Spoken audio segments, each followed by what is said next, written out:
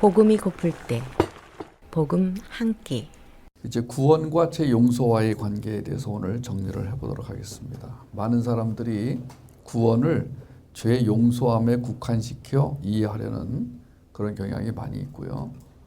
수시로 자신을 죄인이라고 부르면서 자녀들에게 회개해야 산다라고 압박감을 주는데, 기독교인이 된다는 것이 죄 용서받는다는 것이다라는 그 원리에 입각해서 죄의 문제, 죄인 문제, 죄 용서 문제를 말하는 분들이 많으신데, 구원은 죄를 용서받는 것이다라는 이 말 속에는 많은 오해들이 있습니다.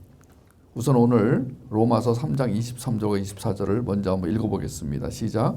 모든 사람이 죄를 범하였음에 하나님의 영광에 이르지 못하더니 그리스도 예수 안에 있는 구속으로 말미암아 하나님의 은혜로 값없이 의롭다 하심을 얻은 자가 되었느니라.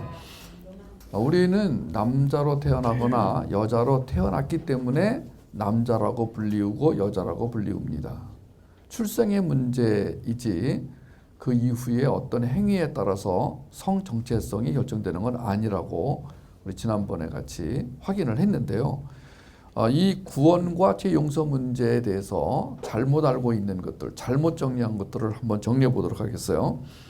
이 구원이 죄 용서받는 것이다라는 말 속에 몇 개의 오해들이 있는데, 첫째는 구원에 대한 오해가 있고, 또 죄의 권세에 대한 오해가 있고, 죄 자체에 대한 오해가 있고, 죄를 이기게 하는 성령의 내주와 성령의 충만에 대한 오해가 있고, 또 크리스찬이 된다는 것은 무슨 뜻이냐, 그 크리스찬이 된다는 것에 대한 오해가 있고, 또 집중에 대한 오해가 있으며 용납에 대한 오해, 또 천국에 대한 오해, 이 몇 가지를 한번 살펴보도록 하겠습니다. 먼저 구원이 왜 용서만으로 그 구원의 문제가 해결되지 않느냐, 용서만으로는 왜 삶이 바뀌지 않느냐, 그것은 구원이 죄 용서에 국한되는 것이 아니라 죽은 자가 살아나는 것이다.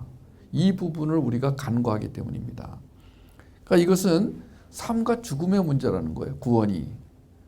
그러니까 요한복음 11장 26절에 무릇 살아서 나를 믿는 자는 영원히 죽지 않는다, 영원히 죽지 아니하리니 이것을 네가 믿느냐라고 주님이 말씀하셨는데, 이 살아남의 의미, 그러니까 오늘날 많은 사람들이 죄 문제뿐 아니라 기독교를 십자가에까지 끌고 가서 십자가에서 멈추는 경향이 있어요. 그래서 십자가 나는 십자가 외에는 자랑하지 않겠습니다. 사실 신문에, 어제 신문에 지금 굉장히 많이 지금 성장하는 이 사람들이 몰리는 30명으로 시작해서 지금 성도가 2만 명이나 된 교회 목사님이 이제 인터뷰가 나왔는데, 그걸 쭉 읽어보니까 이분이 나는 십자가 외에는 자랑할 것이 없다. 이분의 그 목양실, 그 응접실 비슷한 목양실 그 책상 유리 앞에 그렇게 써놓으셨대요. 나는 십자가 외에는 자랑할 것이 없다. 나는 날마다 십자가에서 죽는다. 그래서 이제 그 취재하러 간 기자가 감동을 받았더라고요. 오늘날 많은 목회자들이 죽지 않고 살아서 문제가 되는데 어떻게 이분은 매일 이렇게 죽는다고 고백하는가. 실제로 이분은 매일 죽기 위해서 주님 앞에 나가서 자기의 죄 문제를 회개하고 겸손해지려고 애를 쓴다 하는 기사가 나왔어요. 십자가는 우리가 다음에도 다루겠지만 기독교의 전부가 아닙니다. 십자가까지만 가면 절반의 기독교밖에 되지 않습니다. 우리는 십자가를 지나서 부활에까지 가야 되는 거예요. 그러니까 내가 십자가에서 죽었다까지 가면 기독교인의 정체성에 문제가 있어요. 우린 죽었다가 살아났어요. 그러니까 죽었다가 살아났다. 나는 살아난 자다. 나는 새 생명으로 살아있는 자다라는 인식이 약하다 보면은 자꾸 구원을 죄 용서 문제로 국한시켜버리는 경향이 있다는 거예요. 또 이 살아남이라는 것은 하나님의 사랑의 속성, 사랑의 결과라고 할 수 있는데, 하나님의 사랑은 유한하지 않아요. 무한해요. 그런데 우리가 이제 잘못하면은 이 구원의 문제를 유한한 하나님으로 그 어떤 틀 안에 가두기 쉬운데 굉장히 위험한 자세죠. 또 언약, 하나님의 언약은 우리에게 지금도 효력을 발휘하고 계시는데 하나님의 언약, 우리가 이제 아브라함과 하나님의 언약을 통해서 하나님의 어떤 분이신가를 알 수 있어요. 창세기 15장, 18장, 19장에 보면은 그 15장, 16장, 17장에 보면은 하나님이 아브라함과 언약을 맺으세요. 내가 너에게 믿음의 조상이 되게 하겠다. 내가 내게서 믿음의 후손들이 나오게 해주겠다. 너는 이제 그 씨앗이 될 것이다. 내가 그 씨앗을 너에게 심을 텐데 그 씨앗으로부터 귀한 생명들이 흘러나올 것이다. 라고 언약을 하시고 그리고 너는 나를 믿는 그 믿음으로 살게 될 것이다. 그래서 그 아브라함과 하나님과 이제 언약을 맺고 아브라함이 믿음의 조상으로 이제 부름받는 그런 사건이 나오는데 아브라함이 언약을 어겨서 하나님을 신뢰하지 못하고 자신의 판단에 의해서 이러다가 내가 후손을 못 얻겠구나. 그래서 이제 인간적인 방법으로 자식을 얻으려고 그래서 이스마엘을 낳게 되는 결과가 나죠. 이스마엘은 육의 자녀라고 우리가 볼 수 있습니다. 영의 자녀인 이삭이 아니고 이스마엘을 낳게 되죠. 그때 하나님이 언약을 깼으니까 이제 그 고대 근동에서 행해졌던 공증에 의해서 이 아브라함이 찢어 죽여져야 되는데 하나님이 대신 죽으셨다. 이게 하나님의 사랑이고 하나님의 언약이고 하나님의 구원 방식이다. 그러니까 여기까지 가서 그 언약의 하나님, 사랑의 하나님, 생명의 하나님까지 확장이 돼야 되는데 이제 죄 용서라는 부분까지 딱 멈춰버려요. 그러니까 이 구원에 대한 오해가 이렇게 되는 거예요. 예수 그리스도가 우리 죄를 사하시려 십자가에서 죽으신 것에 구원에 초점을 두는 경우가 있는데 이것은 불완전한 구원을 의미하는 거예요. 말하자면 고린도전서 15장 14절에 보면은 만일 예수께서 다시 살지 못하셨으면 우리의 전파하는 것 믿음도 헛것이 된다. 그러니까 예수께서 죽으신 것, 나의 죄를 지고 십자가에서 죽으신 것까지만 가면 이 구원은 온전한 구원이 아니에요. 그 예수가 십자가에서 죽으셨을 뿐 아니라 나와 함께 다시 사셔서 그 새로운 생명체로 나를 거듭나게 하시고 그 생명체가 되게 하신 것, 즉 부활에까지 가야 완전한 구원이 된다는 거예요. 구원에 대한 오해 두 번째는 그리스도를 통한 구원 역사가 단순히 천국 가는 데 있다고 가르친 사람이 많다는 거예요. 오늘 여기서 내 안에 살아계신 주님을 말하지 않고 저 멀리 이제 앞으로 가야 될 저 먼 곳에 있는 천국, 거기를 가리키고 있으면 로마서 8장 10절에 있는 이 말씀이 의미가 없어져요. 그리스도께서 너희 안에 계시면 몸은 죄로 말미암아 죽은 것이나 영은 의로 말미암아 살아있는 것이니라. 그러니까 우리가 지금 십자가에서 죽었다. 왜 죽었느냐? 우리 죄를 용서하시려고. 예수 그리스도가 우리를 죄에서 구원하시려고 죄와 함께 죽으셨다. 까지만 가면은 이 부활의 소망을 전하고 부활의 소망을 가지고 사는 것에 지장을 가질 수가 있다는 거예요.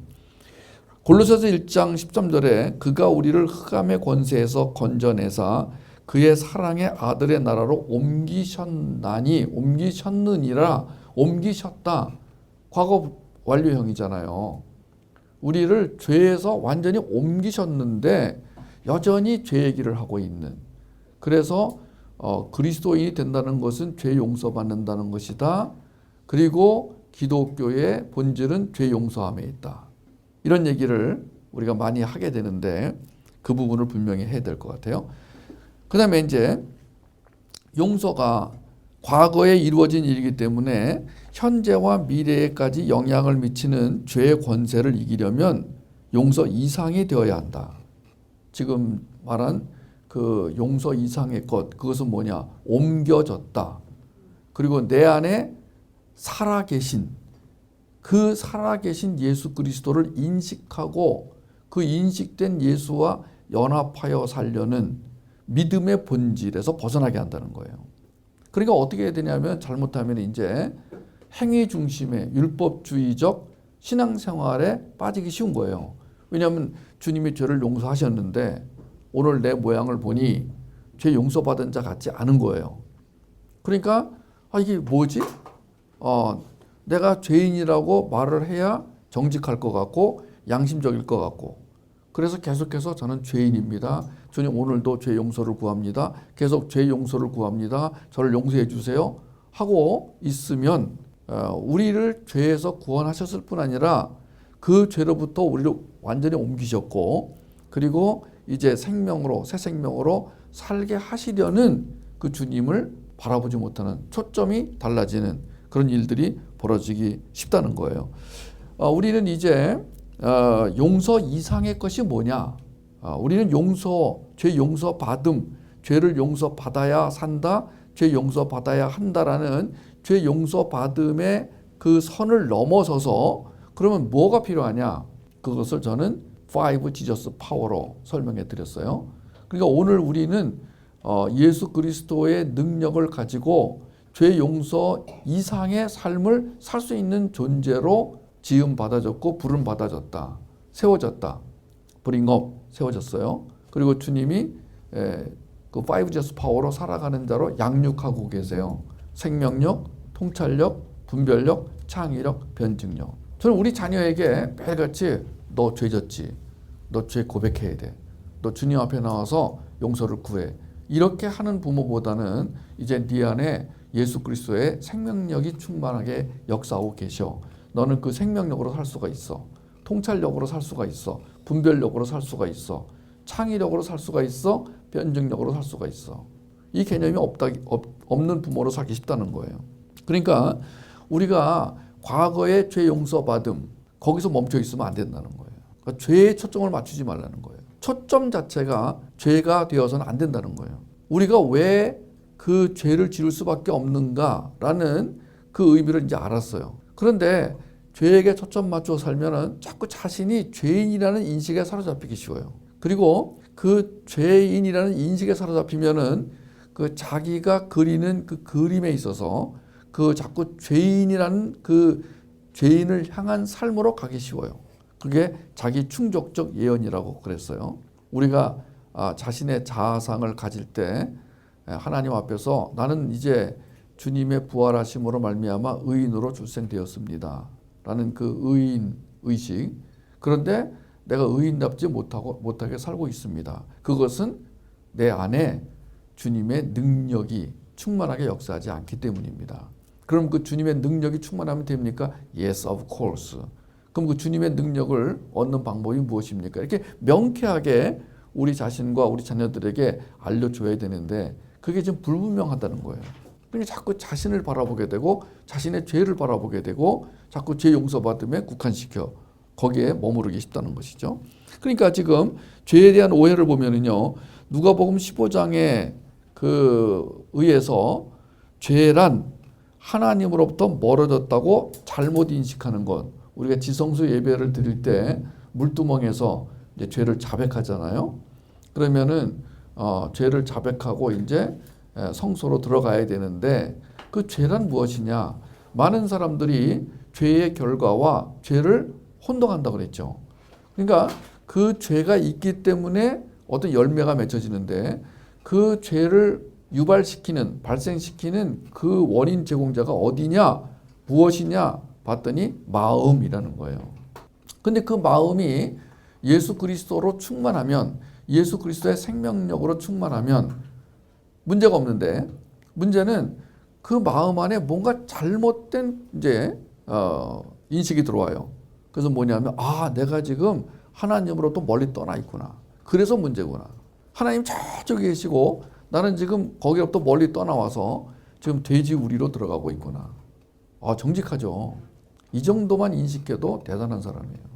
사실 자기 문제가 뭔지도 모르고 지금 기고만장하거나 아니면 교만하거나 아니면 세상 정신에 빠지거나 자기 욕망에 사로잡히거나 자기가 지금 자기 욕망에 사로잡힌지도 모르는 사람들이 너무나 많기 때문에 그래도 정직하게 저는 죄인입니다 라고 고백하는 사람이 겸손해 보여요. 정직해 보이고 깨끗해 보여요. 믿음이 좋은 사람처럼 보여요. 근데 우리가 오해하지 말 것은 죄라는 것이 뭐냐. 하나님과의 단절이 이제 죄였는데 하나님과 단절된 상태가 죄였어요. 죄란 하나님과 단절된 상태예요. 그래서 그 죄의 결과가 뭐냐면 사망이었어요. 하나님과 단절된 상태를 사망이라고 하는 거예요. 죽음이 왜 무섭냐면 하나님과 단절된 상태에서 그 영원한 어둠 속으로 굴러 떨어지기 때문에 죽음이 무서운 거예요. 그 죽음의 공포가 언제 들어왔냐면 에덴에서 선악과를 따먹을 때 죽음의 공포가 들어온 거예요. 그래서 이것이 꽉 사로잡았어요, 우리를. 그런데 우리가 예수 그리스도 안에서 죽고 다시 살아나니까 이 죄의 공포가 사라져버린 거예요. 근데 여전히 그 사라져버린 죄의 공포를 붙잡고 사라져버린 죄를 붙잡고 어디 가니 너? 어디 가는 거야? 너 어디 가면 안 돼? 라고 그 끝을 붙잡고 있는 사람들. 그래서 그 죄가 아직도 역사하는 거예요. 죄의 세력이 역사하는 거예요. 사도 바울이 사망아 너희 쏘는 것이 어디 있느냐라고 외쳤잖아요. 그러니까 이 사망이 우리를 지금 속이는 거예요. 그 사망이 왜 왔냐면 죄의 삭스로 온 거예요. 근데 우린 더 이상 그 죄의 삭스로 말미암아 오는 사망의 권세로부터 영향을 받지 않아요. 그러니까 내가 만약에 오늘 죄 문제를 붙들고 있으면 그 죽음의 공포가 나를 사로잡을 수밖에 없는 거예요. 그러니까 죽음의 공포에서 벗어나기 위해서 사람들은 온갖 그 대체물을 다 찾아다니는 거예요. 잊으려고, 그 사망의 공포를 잊으려고. 비참하죠. 많은 사람들이 대담하게 나는 죽음의 공포로부터 벗어났습니다. 난 죽음이 무섭지가 않습니다. 보세요. 나 지금 여기 고층 빌딩에 올라갑니다. 그래서 63층, 105층 같은 데 올라가서 셀카를 찍다가 떨어져 죽기도 합니다.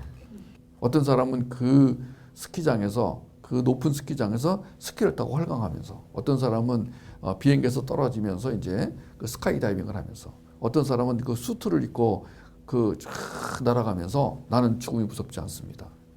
어떤 사람은 바다 깊은 곳에 막 들어가면서 나 죽음 같은 거 두려워하지 않습니다. 보세요. 내가 지금 바닷속 50m, 100m에서도 지금 살아남았습니다. 라고 과시하는 사람들을 우리 많이 보게 돼요.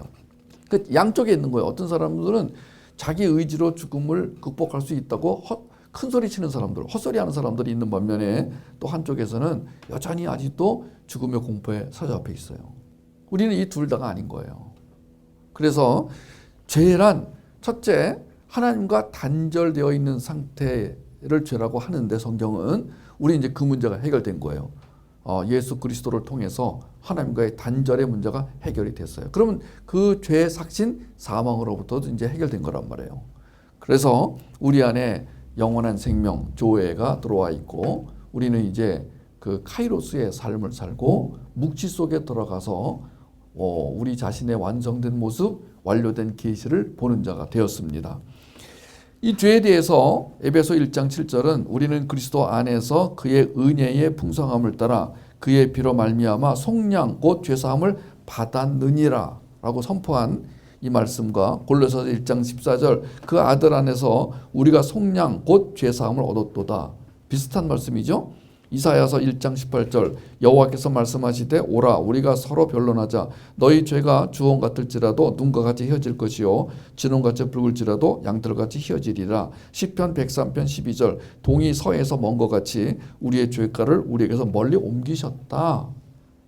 그러니까 이미 예수 그리스도께서 죄의 값을 다 지불하셨어요. 이미 지불하셨어요.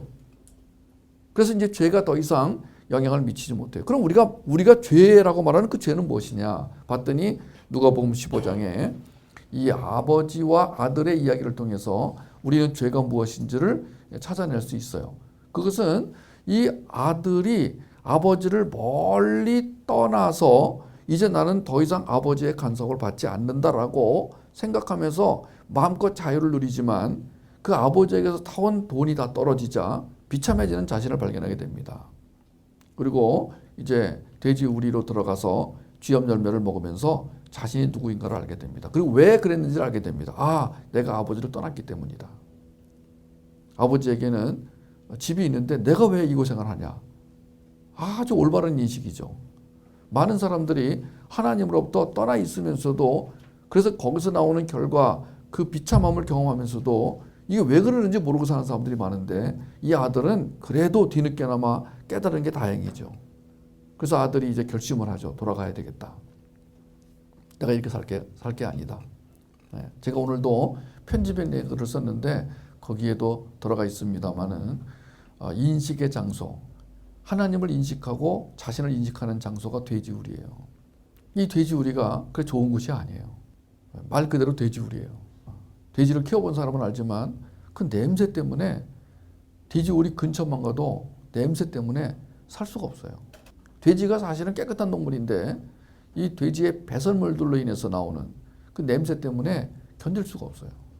근데 내가 만약에 그 배설물 속에 섞여가지고 돼지와 함께 하루만이라도 거기서 살아야 된다면 와 끔찍할 것 같아요. 근데 이 아들이 그리로 갔어요. 근데 거기서 그 깨달음이 온 거죠. 아, 아버지에게는 집이 있다.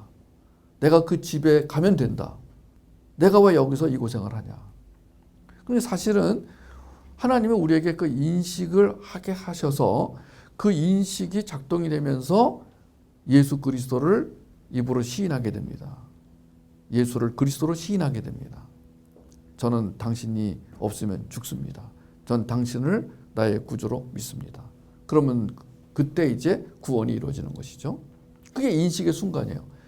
우리가 인식 그러는데 많은 사람들이 나는 새로운 지식을 알았다. 새로운 걸 발명했다. 와, 어떻게 내가 이런 것을 만들어낼 수 있느냐라면서 자기가 인식하는 것들에 의해서 기뻐하고 놀라고 그것으로 보상을 받는데 사실은 우리가 인식해야 할 것은 나는 구원받을 존재구나.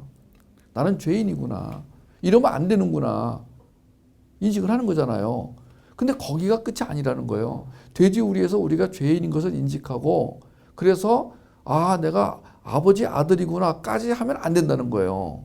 이제 아버지로 가는 것이 필요해요. 그게 우리 연합이잖아요.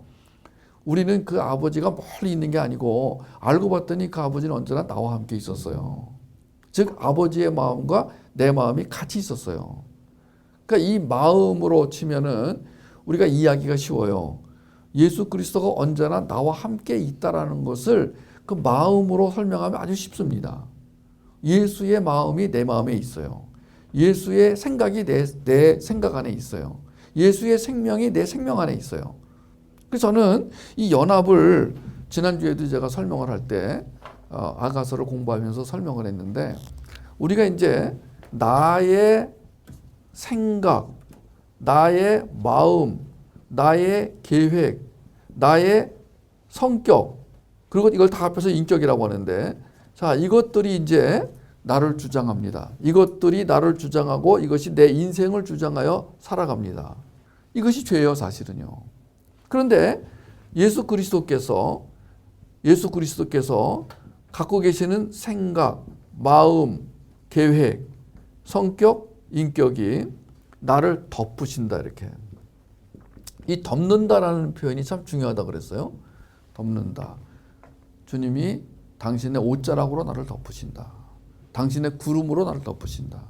당신의 불꽃으로 나를 덮으신다. 당신의 사랑으로 나를 덮으신다. 당신의 은혜로 나를 덮으신다. 이 덮는다라는 것은 이스라엘 문화에서 결혼, 혼인을 의미하는 거라고 그랬어요. 특히 옷으로 덮는 것은 혼인을 의미한다고 그랬어요. 그러니까 우리가 주님과의 관계 속에서 가장 좋은 관계를 대라 그러면 신랑과 신부의 관계라고 그랬어요. 아버지와 아들 관계, 친구 관계, 여러 관계들을 말할 수 있지만 결국은 이 혼인을 통해서 신랑과 신부된 관계가 얼마나 중요하냐. 그게 이제 한 몸됨인데, 그게 연합인데, 이 덮는다, 채운다, 그 다음에 하나가 된다, 연합한다, 라는 이 개념. 이것이 다른 말로 하면 교체 또는 교환이라고 말할 수가 있어요. 그러니까 우리가 교체라는 말을 쓸 때와 교환이라는 말을 쓸 때와 덮음이라는 말을 쓸 때와 채움이란 말을 쓸 때 한 몸됨 연합이 약간 다르지만 이 개념들을 다 모으면은 굉장히 입체적인 하나님과 나와의 관계가 이해가 될 수 있어요. 그것이 인식이 될 수가 있어요. 우리가 하나님과의 관계를 그런 단어들로 개념들로 그 묶어서 입체적으로 종종 자주 생각하고 인식하는 게 굉장히 중요합니다.